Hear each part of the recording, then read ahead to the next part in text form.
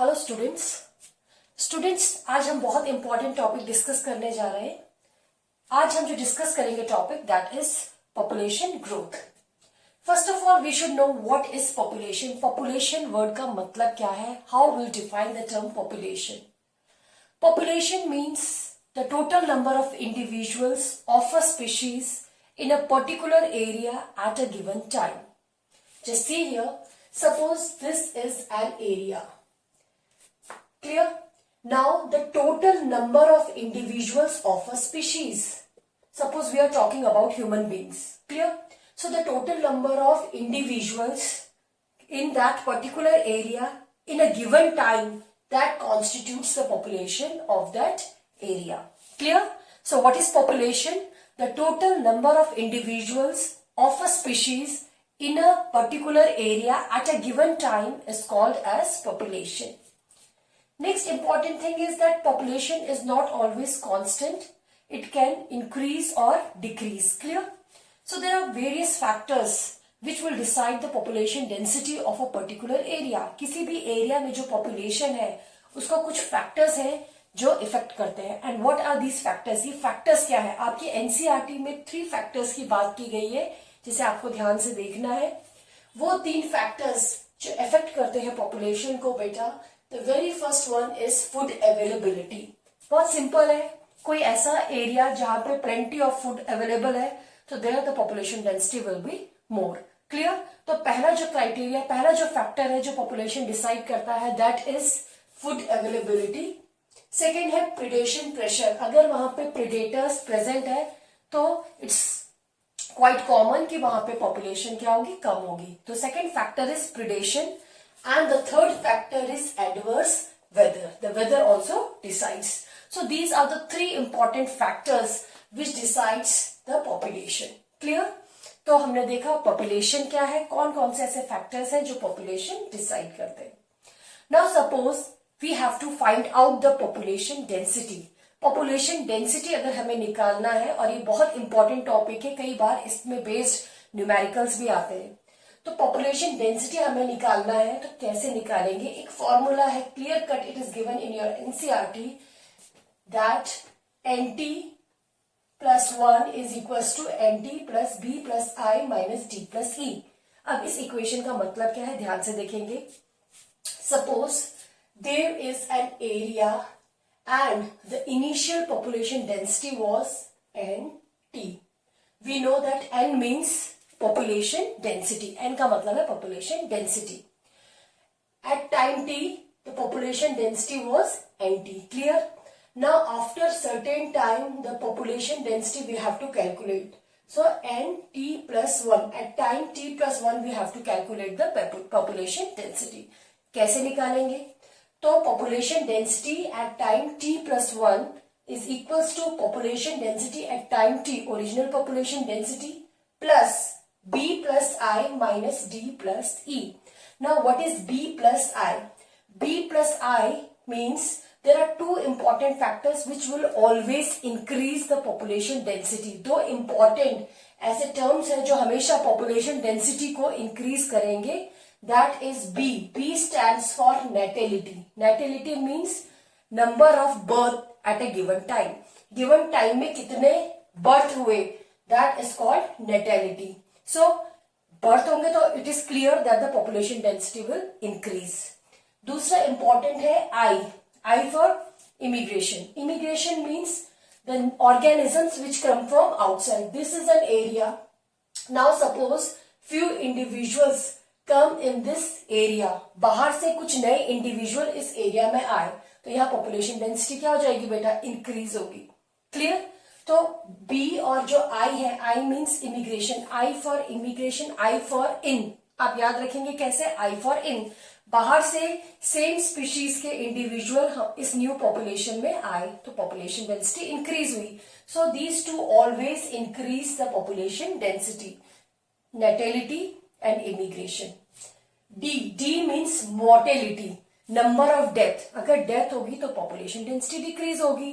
Clear? तो D is mortality and E stands for immigration. Clear?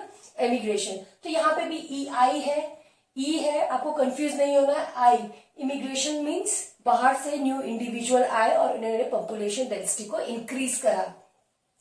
एमाइग्रेशन means जो individual इस population में थे वो बाहर चले गए, जब बाहर चले गए तो पॉपुलेशन क्या होगी बेटा, इट डिक्रीज्ड। क्लियर?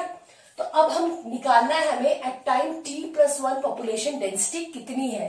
कैसे निकालेंगे? Just see here, population density at time t. Initially the population density was nt, but हमें निकालना है population density at time t+1. तो nt population density at time t plus b.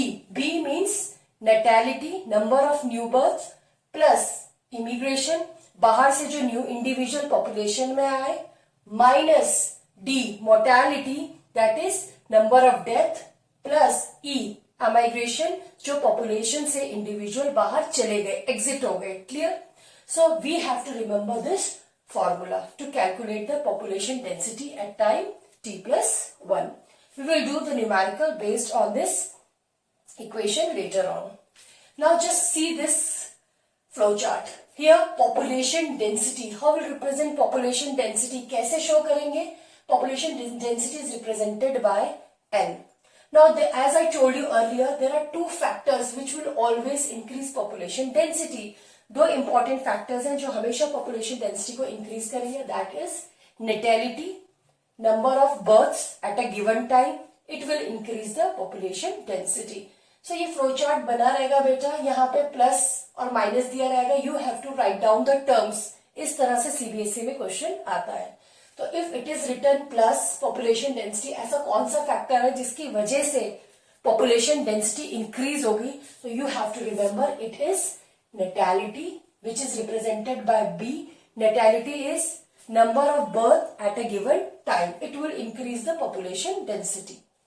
The second factor which will increase the population density is immigration, the number of new individuals which come to that area. एक area है, बाहर से कुछ नए individual उस population में आए, जब वो आएंगे तो पॉपुलेशन डेंसिटी क्या हो जाएगी, इंक्रीज हो जाएगी. So it will increase the population density. So just remember, natality and immigration, they will increase the population density. The other two factors which will decrease the population density is mortality, that is death, number of death at a given time. Clear? And emigration. Emigration means the number of individuals which move out from the population. Clear? Suppose there is an area, यहाँ पे individuals है, यहाँ के जो individuals है कुछ, वो बाहर की तरफ move हो गए. So it will be called as emigration and it will decrease. ये क्या है? ये population density को decrease करेगा. Clear? So just remember the formula. Just remember this flow chart. ये एग्जाम में आने की चांसेस है. स्टूडेंट, अब हम डिस्कस करेंगे about the population growth curve. बहुत बहुत इंपॉर्टेंट टॉपिक है ये. अगर हम देखें नेचर में दो तरह के ग्रोथ कर्व्स आप देखेंगे, एक होगा एक्सपोनेंशियल ग्रोथ कर्व और दूसरा होगा लॉजिस्टिक ग्रोथ कर्व. सबसे पहले देखते हैं ये एक्सपोनेंशियल ग्रोथ कर्व है क्या. जो एक्सपोनेंशियल ग्रोथ कर्व है इसे हम कहते हैं ज्योमेट्रिक ग्रोथ कर्व और we can call it as J shaped curve. नाम याद रखेंगे, J shaped curve, geometric growth curve, exponential growth curve, एक ही चीज है. क्लियर? अब हमें ये ग्रोथ कर्व कब मिलेगा, जे शेप्ड कर्व कब मिलेगा? जब रिसोर्सेस कैसे होंगे, resources are unlimited. Clear? Now here the resources means food and shelter. If the resources are unlimited we will get the exponential growth curve. Clear? Now you have to remember dn upon dt is equals to rn. आपको ये equation याद रखनी पड़ेगी, dn upon dt is equals to rn. अब ये dn upon dt है क्या देखेंगे. dn dt का मतलब है dn upon dt is equals to rate of exponential growth. ये हमें रेट बता रहा है किस रेट से जो पॉपुलेशन ग्रो कर रही है. ठीक है? So it tells about the rate of exponential growth. It is telling about the rate. तो dn upon dt is the rate. Clear? अगर हमें रेट निकालनी है किस रेट से पॉपुलेशन ग्रो कर रही है तो we will multiply r with n. n is population density. हम सबको पता है n पॉपुलेशन डेंसिटी है, बट ये r है क्या? r is b minus d. ठीक है, birth rate minus death rate, B minus D is equals to R. और बी माइनस डी का मतलब है जितने बर्थ है उसमें से अगर हम डेथ को माइनस करेंगे we will get the natural increase. Clear? So the intrinsic rate of natural increase, population कैसे नेचुरली इंक्रीज कर रही है, rate of natural increase, that is B minus D. और इस बी माइनस डी को हम रिप्रेजेंट करते हैं आर से। क्लियर? ध्यान से देखेंगे, एग्जाम में इस तरह से इक्वेशन पूछी जा सकती है, dn upon dt is equal to R N. ये जो dn अपॉन dt है ये आपको बता रहा है किस रेट से पॉपुलेशन ग्रो कर रही है, रेट ऑफ एक्सपोनेंशियल ग्रोथ। इसको कैलकुलेट करने का फॉर्मूला है r into N. Now what is r? r is b minus D. जितनी भी आपके बर्थ रेट है या बर्थ है, birth minus death, it will give us the rate of natural increase. Clear? That will be multiplied by n. N is population density. So R is equal to B minus D is equals to the intrinsic rate of the natural increase. N is population density. So you have to remember this formula. इस फॉर्मूले से हम rate of exponential growth निकालेंगे, लेकिन अगर हमें इसको number form में चेंज करना है, इंटीग्रल फॉर्म में, we will use the equation N T is equals to N naught e R T. Remember, दो इक्वेशन आपको याद रखनी होगी, एक रेट निकालने के लिए और दूसरी है if you have to find out its number numerical value, N T is equals to N naught e R T. Now what is N naught? N naught means population density at time 0. What was the population density at time 0? That is N naught. NT is population density after time t. After time t population density कितनी है? R is again intrinsic rate of natural increase. ये R से question बहुत आता है बेटा, what is R? तो वहां पे बच्चे भूल जाते हैं, आपको याद रखना है R means intrinsic rate of natural increase. Naturally जो रेट है पॉपुलेशन कैसे इंक्रीज हो रही है उसको निकालने के लिए बी माइनस डी।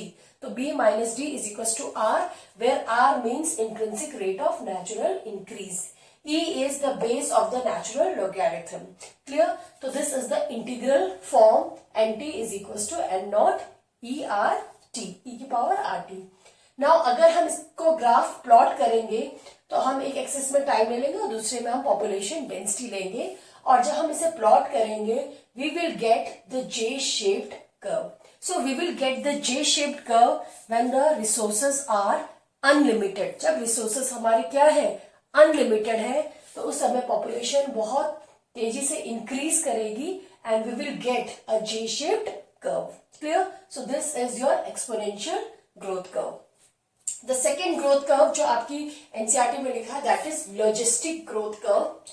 जो लॉजिस्टिक ग्रोथ कर्व है बेटा इसे हम सिग्मोइड कर्व भी कहते हैं या एस-शेप्ड कर्व कहते हैं। क्लियर?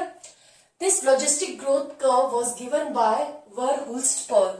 बहुत इंपॉर्टेंट नाम है, आपको नाम याद रखना है, एग्जाम में क्वेश्चन आता है who has given this logistic growth curve. नाम आपको याद नहीं रहता है, नाम याद करेंगे, Verhulst Pearl. Clear? Now this growth curve is more realistic. ऐसा तो है नहीं कि नेचर में जो रिसोर्सेस है वो अनलिमिटेड है, no, resources are limited. So that's why जो लॉजिस्टिक ग्रोथ कर्व है it is more realistic one. Now here we say that the resources are limited.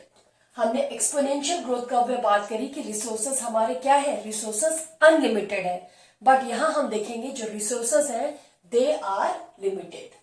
Now यहाँ पे जो हमें इक्वेशन मिलती है that is dn upon dt is equal to rn k minus n upon k. Now again dn upon dt is what? It is the rate of logistic growth. Now r हमें पता है intrinsic rate of natural increase, n is the population density, K minus N is the environmental resistance. कई बार exam में आता है what is K minus N upon K? It is the environmental resistance.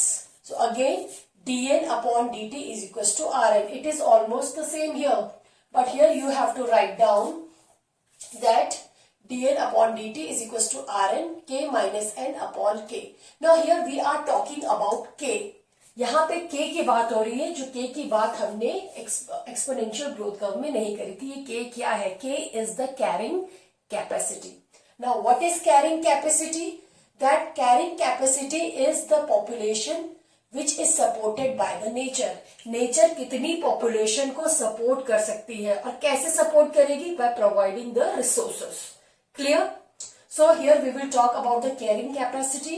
Carrying capacity का मतलब है nature कितनी population को सपोर्ट कर सकती है bye providing the resources. That is called carrying capacity. Clear? Now जब हमें प्लॉट करते हैं ग्राफ तो हमें एस शेप्ड कर्व मिलता है। Just see here we will get the S shaped curve. Initially जब पॉपुलेशन धीरे धीरे अभी इंक्रीज हो रही है, अभी इंक्रीज हुई नहीं है, धीरे धीरे it will increase, so that phase is known as lag phase. So first we will get the lag phase, then population will increase fastly and it is the acceleration, then deceleration, and a time will come when it will become almost parallel to the carrying capacity. वो carrying capacity के almost parallel हो जाएगी और उसे हम कहेंगे asymptote। तो asymptote वाली कंडीशन कब आएगी? एसिम्प्टोट वाली कंडीशन तब आएगी जब n is equal to k। जब n और k क्या हो जाएंगे? बराबर हो जाएंगे, इक्वल हो जाएंगे, then what will happen? It will become parallel to the carrying capacity. Clear? So this is our S shaped curve. हमने प्लॉट करा ग्राफ t और n को लेके।